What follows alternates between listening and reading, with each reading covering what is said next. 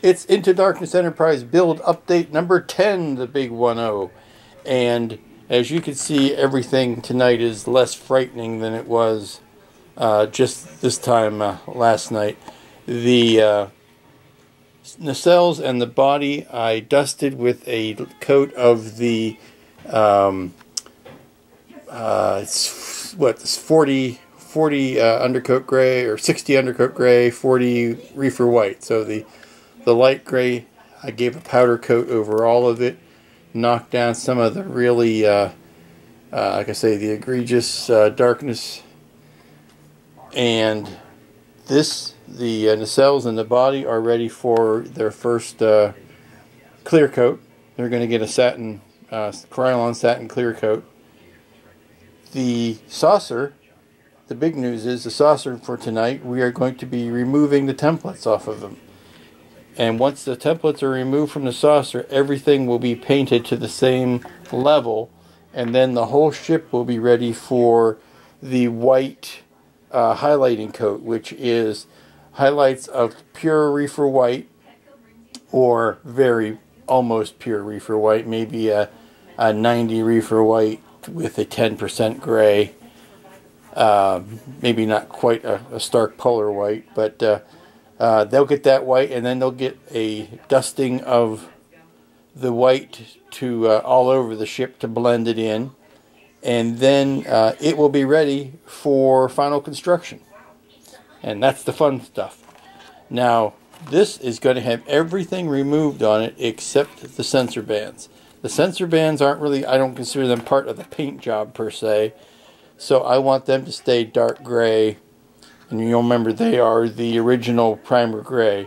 They will stay dark gray for the remainder of the build, and will be removed after I have more or less finished painting and am working on construction. So that's where we are right now. By the way, I highly recommend these. This little gadget. It was a couple $3 at Walmart. Snaps into the top of a can, spray can, especially if you're going to be doing a lot of spraying, because you use it like this, and it really, you can swing it back and forth, you can shake it while you're doing this. It's just a neat item. It's, like I say, $2 or $3 maybe at the most, but it will save your index finger a lot of stress and strain. Okay, here we go. We are going to start removing the templates. Let me start with this bit of tape back here.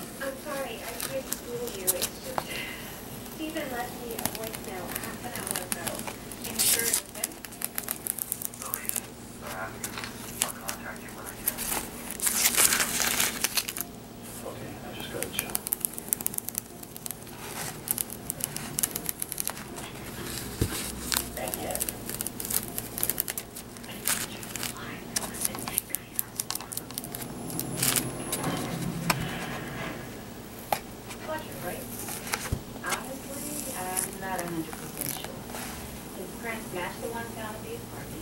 We never got a fingerprint match on his real identity, so I have nothing else to compare it to.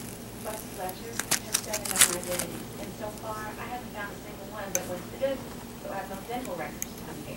Okay, bottom line, this body could or could not be a man who alias is Steve Fletcher. But we saw him die. Or did we? I hate this kid. I know, it's great. Wait, where are you? No. We don't actually see his murder. The camera's already following this shot. The body we have doesn't even have a face. Why? Fletcher was about to marry him to an obscene amount of money, and the only other scam he had going was at the school. Why would he just jump ship and fake his death? It's possible Agent Green's lying to us about Fletcher to protect the mission. No, he wasn't in the CIA. The paper trail through the cons is way too extensive. There's something else that we're not seeing here. Yeah. Yeah, well, Fletcher's credit card is just used to buy a plane ticket. JFK is caught in Indonesia. He's making a run for it. Why Indonesia? It's a non-extradition country. What type of complaint makes it? Alert DHS, TSA will coordinate a planned attack on the west. Wait. We also got hits on 5 other identities. Credit card reservation for flights out of Newark and LaGuardia, car rental reservations out of New York and Philadelphia, and airfare to D.C. He's trying to confuse his trail spreaders then. Well, it's going to work. We don't have resources to go cover that territory. These are just the IDs that we know about. I guarantee he's got at least one identity we've never heard. So he's going to get away with his murder. No. We know by the time we figure out his real escape route, he'll be on a beach somewhere laughing at us. We don't need to figure out his escape route because all roads lead to a lease. Why would he risk everything by calling a lease? Sir, I believe he really doesn't. Okay, there's the first one removed. Now this is awfully contrasty. We're going to take care of that with the white blending coat. But you'll notice that some of the pieces that where I sprayed the dark,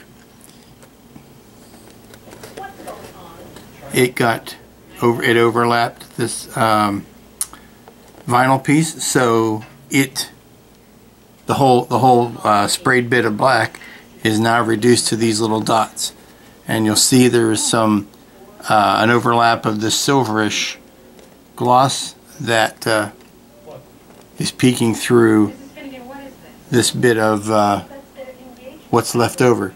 So let me continue on, and I'll come back to you when I've got more to show.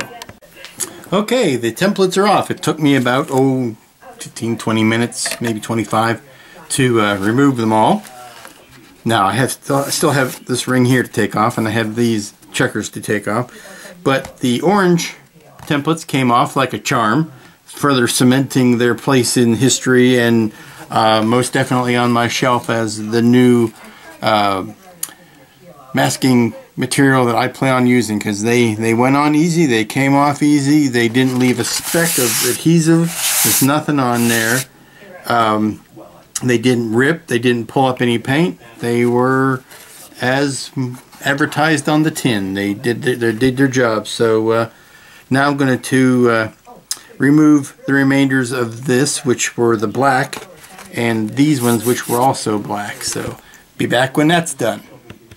Okay, the inner ring has been de-vinyled, and I gotta tell you, it took as long to do that as it did to do all of the orange. So that just further cements the orange's future. So the last bit to do is this perimeter, and then give this a good dusting off. There are paint flakes that you may be seeing, and that's because the vinyl stretches as it comes off, and the paint will flake off of the vinyl. So what looks like little spots of schmutz are just bits where the paint is flaking and laying on there. So like I say, give this a good dusting off after it is done, and it'll be ready for, I'm going to give it a coat of satin to bring it to the same level as the rest of them, and then we'll do the almost white shading, and then a good blending coat over top of that, and that should get it ready for final construction. Okay, now you can see all of the templates off of the lower saucer, with the exception of, and I'm going to take these little masks off so you can see the grill there. Isn't that sweet? That's sweet. I love that. The sensor bands, which will enjoy their current place for quite a while yet. Now, like I say, this is rather stark.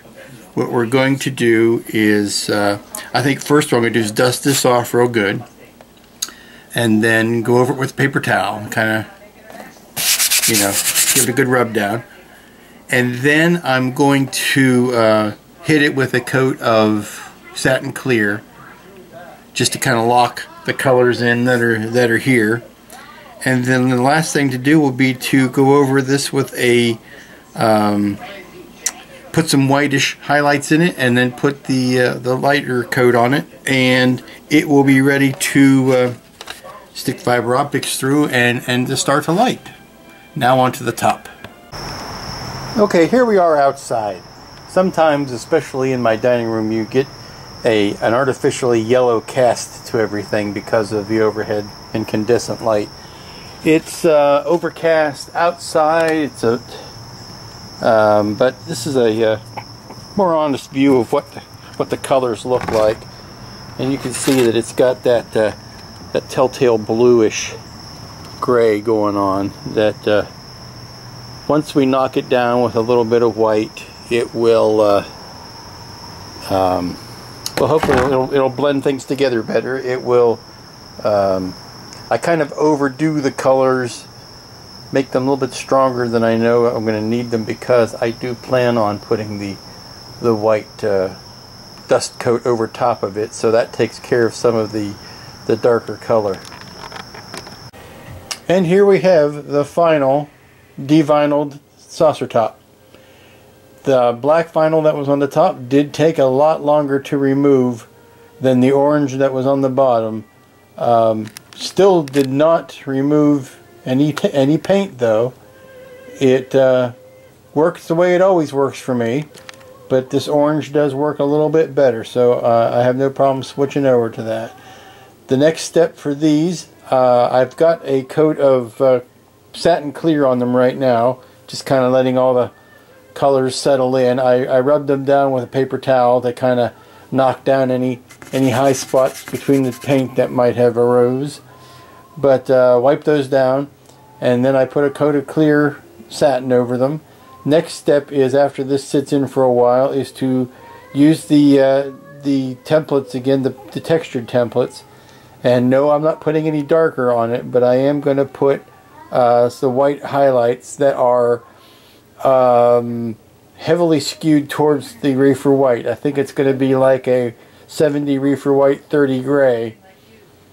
And then after those spots have dried, then I'll do a mist coat of the reefer white to blend the coats in. Now I'm going to be very careful to keep as much of that reefer white off of these. Excuse me. Off of those, because I do want to keep those colors. I want to generally lighten these up, which is what the ghost coating of the white will do, but any white highlights I want to keep away from these.